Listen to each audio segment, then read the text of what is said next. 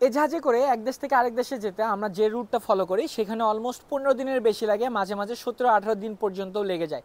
এই যে 17 দিন 18 দিন আমরা সমুদ্রের মাঝে থাকি, যদি আমাদের এই যে এখানে যখন আমি আমার অবস্থা যদি বলি, আমাদের জাহাজে আমি একমাত্র বাংলাদেশি আর একমাত্র মুসলমান। তো এখানে যেহেতু বাংলাদেশি মুসলমান অথবা কেউ নাই, তো এখানে আমার সবচেয়ে বেশি যে চ্যালেঞ্জটা মোকাবেলা করতে হয় সেটা হচ্ছে কালচার। আরেকটা চ্যালেঞ্জ যেটা মোকাবেলা করতে হয় সেটা হচ্ছে আমার মুখের ভাষা। আমাকে তাদের মতো করে তাদের সাথে অ্যাডজাস্ট করে চলতে হয়, যেটার সাথে আমি অভ্যস্ত না। আর দ্বিতীয় হচ্ছে আমি যেহেতু এখানে মন খুলে কথা বলতে পারি না, ইংরেজিতে কথা বলে তো ভাই অত বেশি শান্তি লাগে না।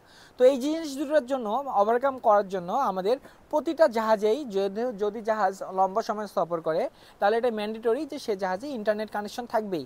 এখন সমুদ্রের মাঝে আপনি কোন সিম ব্যবহার করবেন, কোন সিম দিয়ে ইন্টারনেট ব্যবহার করবেন, নেটওয়ার্কের টাওয়ারই আপনি কই পাবেন? তো আপনারা তো অনেকেই ইলন মাস্ক সম্পর্কে জানেন, তার স্যাটেলাইট যে স্টারলিংক যেটা আছে সেটা সম্পর্কেও জানেন। তো এখন যেহেতু প্রযুক্তি অনেক বেশি এগিয়ে যাচ্ছে, তো এখন আমাদের জাহাজে ইন্টারনেটের জন্য আমরা স্যাটেলাইট কানেকশন ব্যবহার করি। জাহাজের সেই স্যাটেলাইট দিয়ে আমরা সব সময় পৃথিবীর যে কোনো প্রান্ত থেকে আমরা ইন্টারনেট কানেকশন ব্যবহার করতে পারি। আর জাহাজে যদি আপনি ইন্টারনেট পান, ওয়াইফাই থাকে, যদিও স্পিড তত ভালো না, কিন্তু যতটুকু ভালো ততটুকু দিয়ে বাসায় কথা বলা, যোগাযোগ রক্ষা করা অথবা অডিও কল ভিডিও কল করা যায়। যদিও এটা লিমিট থাকে অনেক বেশি, তবু চালিয়ে নেওয়া যায়। তো এভাবেই আমরা আমাদের জাহাজের স্যাটেলাইট দিয়ে ইন্টারনেট ব্যবহার করি। ভিডিওটি কেমন লাগলো কমেন্টে জানিয়ে দিতে ভুলবেন না। ধন্যবাদ আবারও, আসসালামু আলাইকুম।